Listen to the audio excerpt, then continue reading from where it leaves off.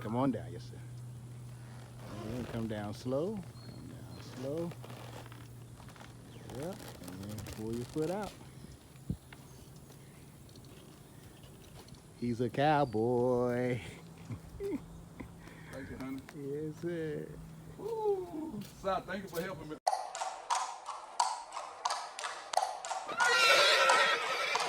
Heroes on horseback. Heroes on horseback. Heroes on horseback. Heroes on horseback. Back to the land, on the farm again. We've got seeds in our hands. Here we grow again. We're going back to the land, on the farm again. With seeds in our hands, here we grow again. Hand in hand, lock arms, let's go. The principal, the teacher, and the student farmers know how to rustle them cows and keep them grass fed. From the farm to the kitchen with your daily bread. The chicken and the sheep stay safe from coyotes, bro. My dog Champ chase them down like a rodeo. Everybody has a job on the farm, and the animals come when I call cause they know me so. No chemicals and herbicide feeds. We rotate the herds and the goats eat the weeds. The worms make dirt and there's fruit on the trees. The land grows everything we need. Heroes on horseback. Heroes on horseback. Heroes on horseback. Heroes on horseback. Yes, guys! Let's go, let's go, let's go! All right, welcome back to Heroes on Horseback Conversations That Matter with our special guest today. He's going to introduce himself and tell you all about his brands. Take it away, Brother Walker. Hey man, let me just say first and foremost, it's an honor to be out here at Your Faith Farms talking with Brother Patrick, a brother who I've grown to love over the years.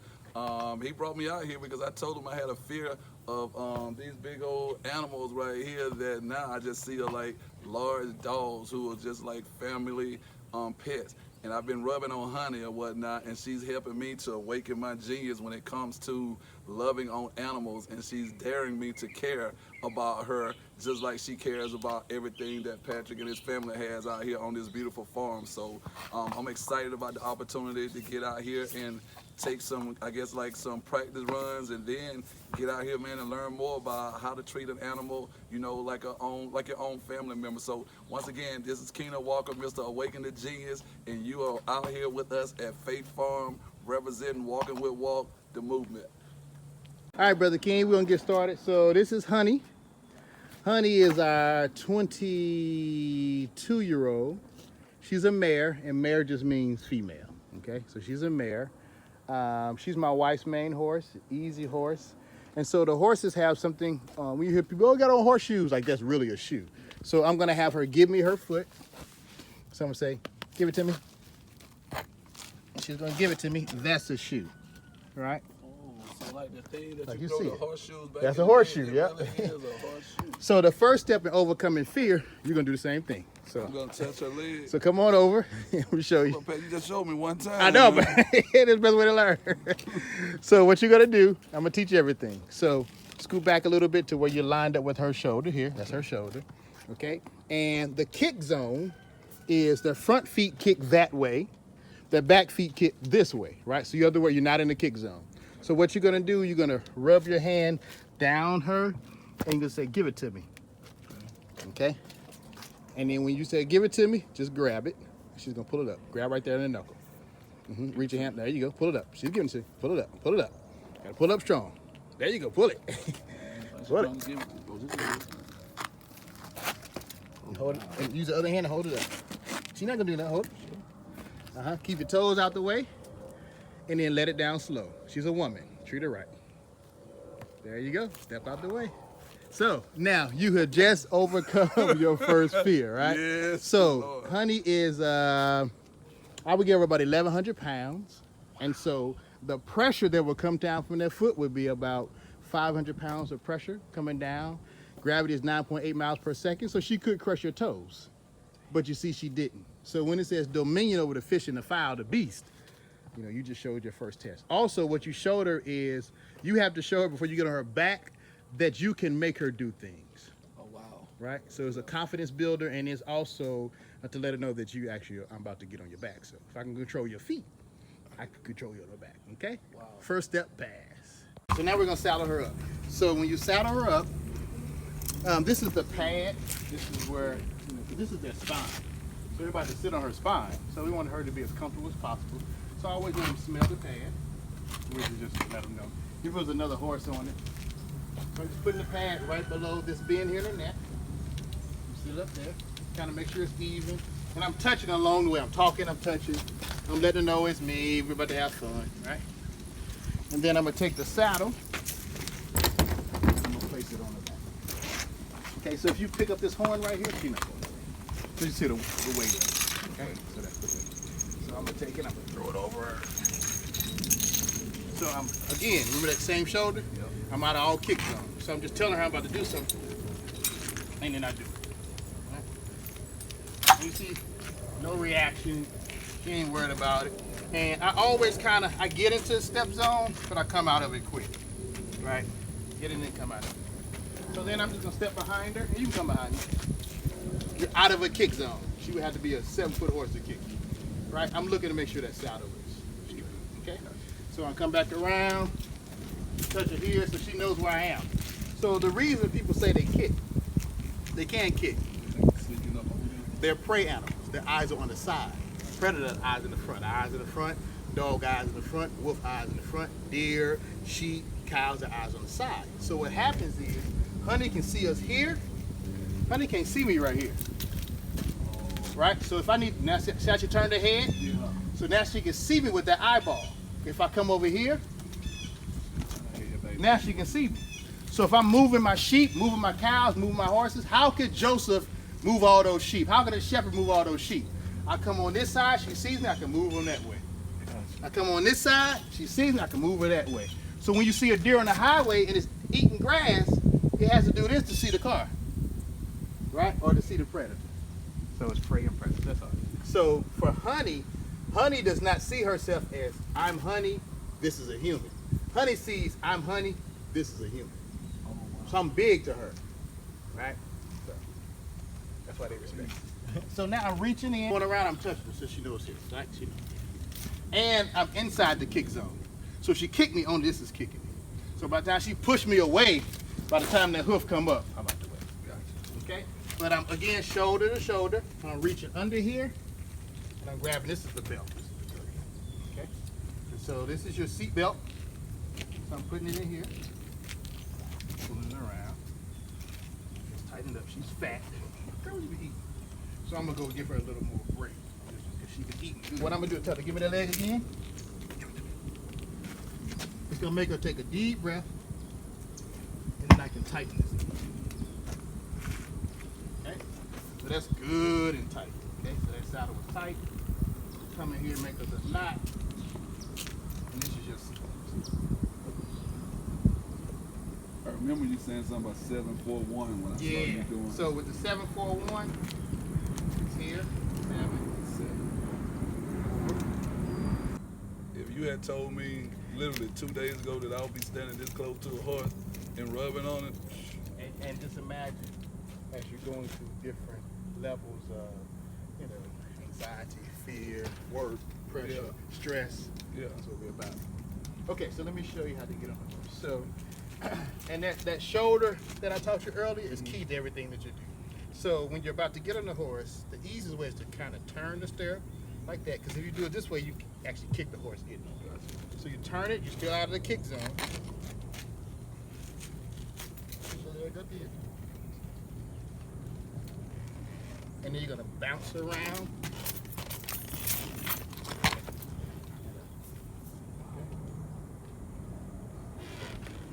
I'm a little short. And then when you come down, I'm coming down here, I'm holding this. You bring this leg over, and I'm here. She's not gonna go anywhere. And I just hold, you know, slide myself down.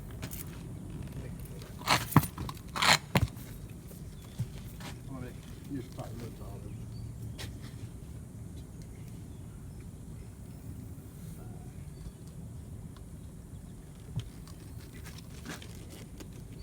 This is like, thank you, man, for just inviting me to the space. This is, I mean, honestly, like you said, my mind is like, somebody told me what meditation is when your mind is not on any. I promise you, I have not thought about anything other than watching this beautiful horse just. So we're gonna do the same thing with you.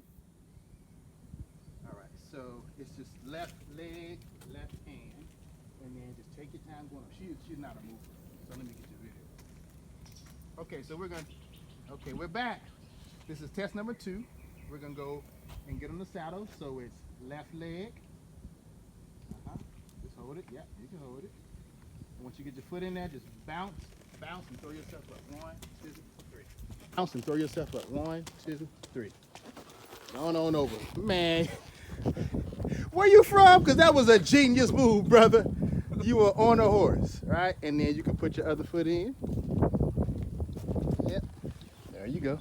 And I want you to just relax. Be comfortable. She's not going to move. Relax.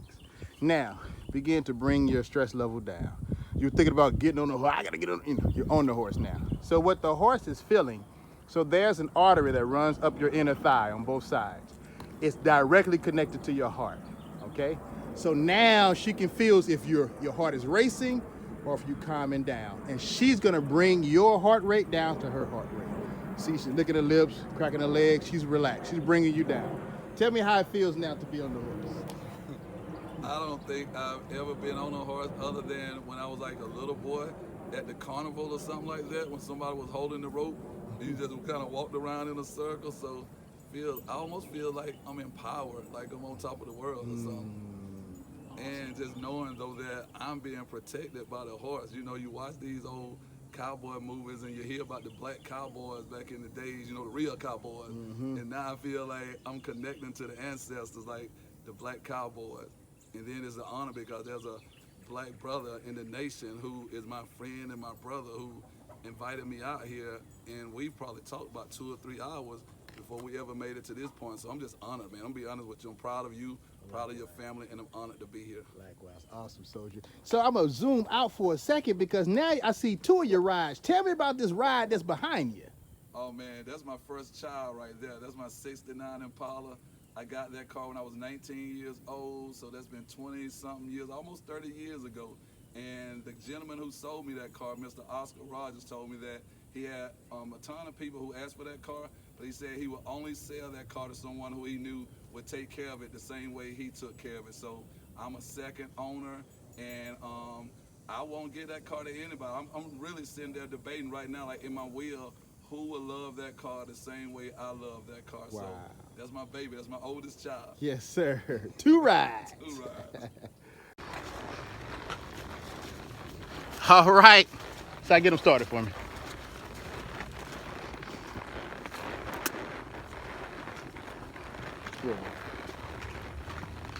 All right, we got brother Keene Walker. He is on his horse. He's coming down. Side Boogie, can you open the gate for us? All right, I'm gonna let her catch up a little bit. Come on, honey. Now, Keene, so what you do, say kiss twice, brother Keene, and there you go.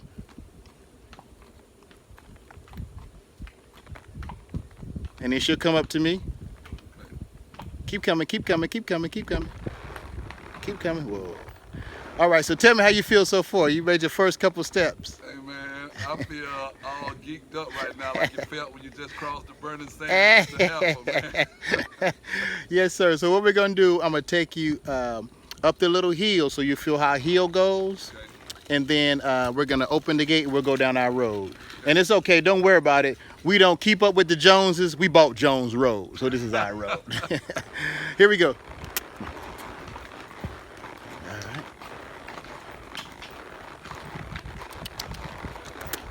And she'll follow me. Okay. Let's go.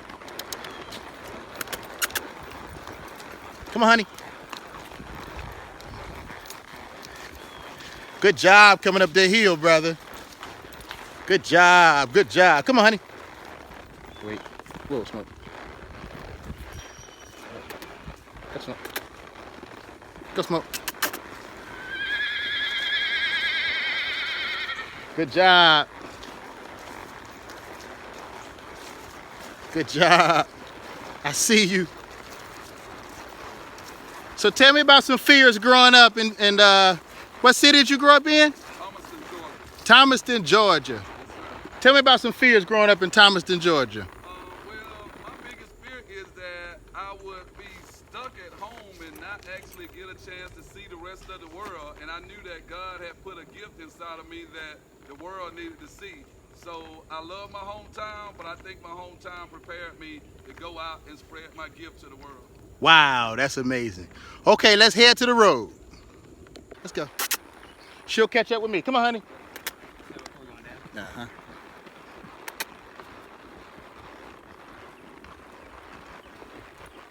Let's go.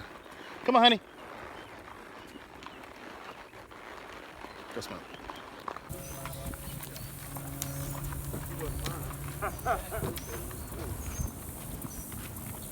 Tell me about a time in your life where you experienced fear and how you overcame it. Well, I think one of the biggest moments in my life was when I decided that I was going to stop drinking. And that was probably one of the greatest fears of my life, especially when you grew up and all you've ever known was being in a place where people drink. I mean, grew up in a liquor house and everywhere you went, alcohol was always there.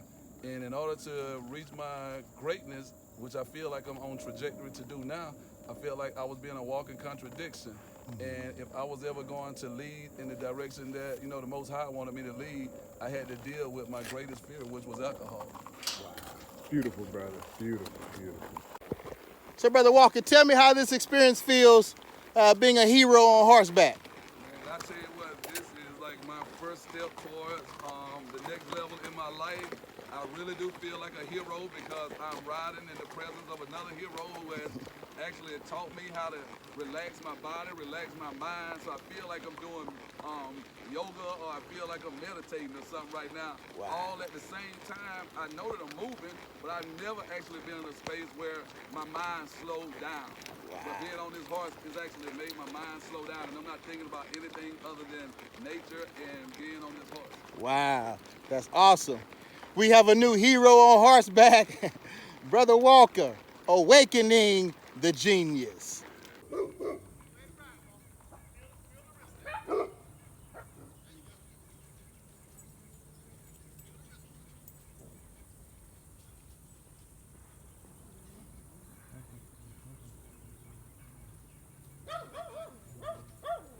Where's Andy?